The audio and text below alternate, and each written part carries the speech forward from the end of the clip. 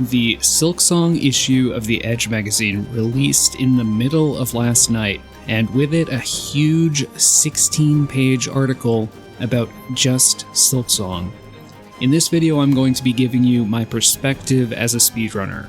I'm going to be focusing more on what was revealed about the game mechanically, and on things which might affect the speedrun.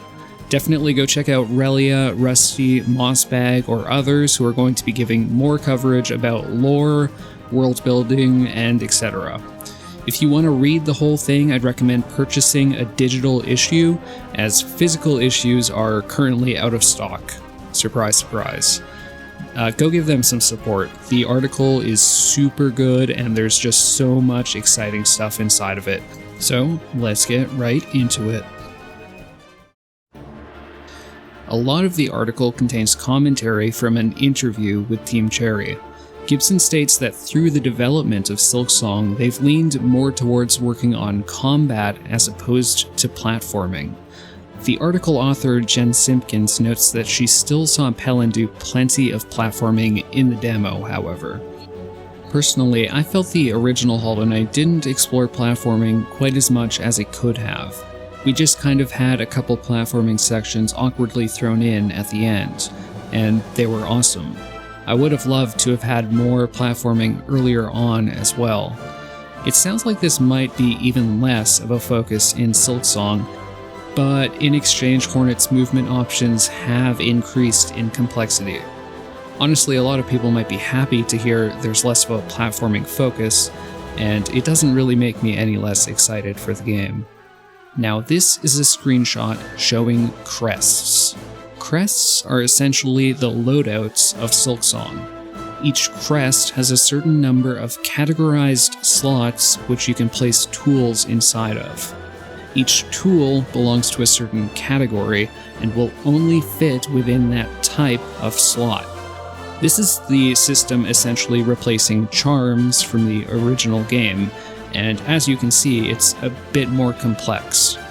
In this image, there's a Reaper crest containing 6 slots, with each slot containing several options for tools. Jen also mentions Pelin using a Wanderer crest early on, which contains 3 slots. These tool categories appear to symbolize different things. One category showing an image of a sword for weapons, and another a shield, likely for defensive tools. The tool shown here is the straight pin, a weapon tool. It seems you get 12 pins to throw, and it's described as a light throwing tool designed for quick, rapid attacks.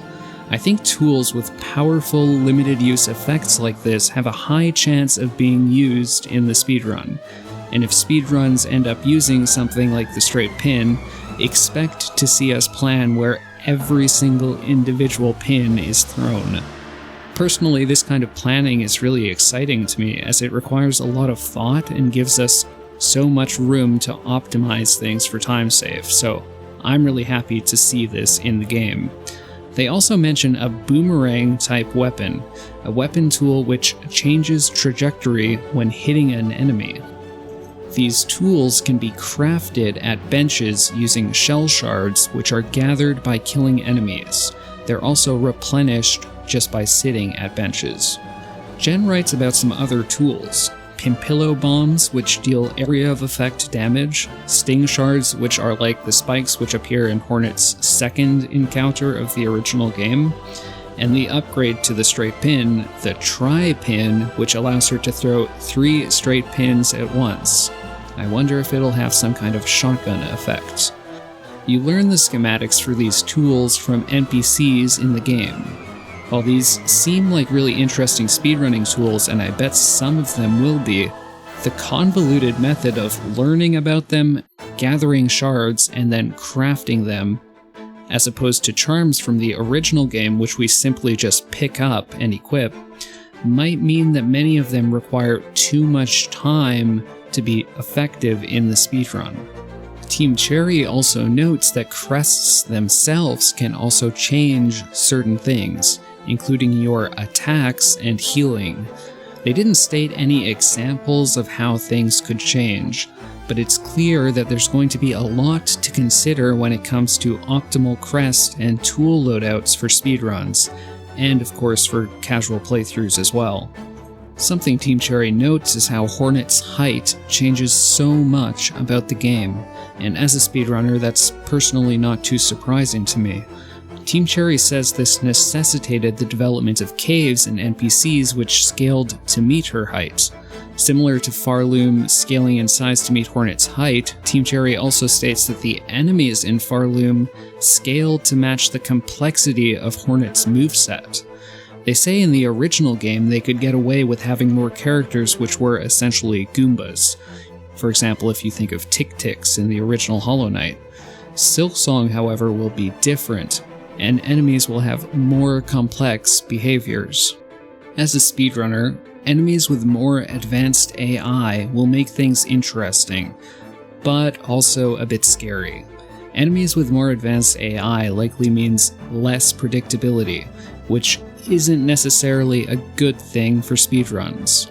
It could be the case that enemies have a greater range of abilities but can be manipulated into doing certain actions just as easily, but knowing how much Team Cherry loved to inject randomness into enemy behavior in the original game, I think the more complex basic enemies means there will also be significantly more enemy RNG in Silksong. Enemies which are more difficult to manipulate could be a pain when we need to use them for skips. For example, let's say we need to bait out an enemy to perform a lunge attack to bounce off its head in order to skip to a new area. The fact that the enemy has a greater range of moves to select from might mean that the lunge attack has a lower chance of being picked. However, on the flip side, having a wider range of behaviors means there will likely be more things which we could potentially exploit. The article talks, for example, about enemies hiding and pouncing, and an enemy like the Moss Charger, which also accelerates as it moves. Team Cherry has also confirmed that Rosary beads are the currency of Silksong, like Geo in the original game. These are super interesting from a speedrunning perspective because in the original Hollow Knight, when you died, all your Geo was kept on the shade until you killed it to retrieve that Geo. In Silksong, Rosary beads are only lost on death if you perform the action of breaking their strings. As long as you keep the beads strung, you will keep them even after dying. You can even use a vendor or a special bench to string them back up, although keep in mind this will take valuable time. This means they can offer the same advantage of relics in the original game, as they can be a form of currency which is not lost on death. Since this is the case in Silksong, it means that we can potentially perform death warps without losing our money. This is building upon the benefit implied earlier of being able to restock consumable items such as straight pins on death. Next, we're going to talk a bit about health. Team Cherry says that a lot of the enemies and traps, even early on, now deal 2 damage rather than just 1. That's going to be a lot of fun. To balance this, Hornet, as we already know, heals much faster than the Knight, and for 3 masks rather than just 1 at a time. We know we're going to get hit harder, enemies are going to be more complex, and healing is going to be faster. Team Cherry also confirms that bosses will take breaks in combat, similar to bosses getting staggered in the original game. But back to traps. It's interesting that they say there will be more traps in Farloom, because traps by nature are easy to manipulate. Take the stalactite traps in Hollow Knight. You step underneath them and they fall. Because of how consistent they are to manipulate, you can use them to perform the double spike kill trick. Another example of something like a trap is the Sporg, which we use for the explosion pogo skip. In Silksong, there will be even more potential for things like this because there's going to be more traps like those in the world, so I think that offers some really neat potential for speedruns. A very big reveal was that Team Cherry told us that our goal in Silksong is to reach the Citadel, which is at the top of Farloom. After that, we might be tasked with reaching the top of the Citadel. This is interesting because we know we're going to be climbing upwards. It sounds like a minor detail, but it's actually pretty cool to me because some of the coolest segments in the original game are climbing segments. In the original game, however, vertical skips were generally only doable by shade skipping. It makes me curious how we will perform vertical skips in Silksong when shades aren't going to be a thing. We may need to use some specific crest ability or tool in order to perform some of the vertical skips in Silksong.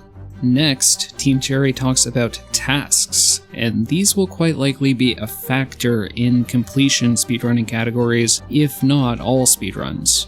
Team Cherry says that tasks are found through notice boards, and are also found organically within the game world. There are also categories of tasks.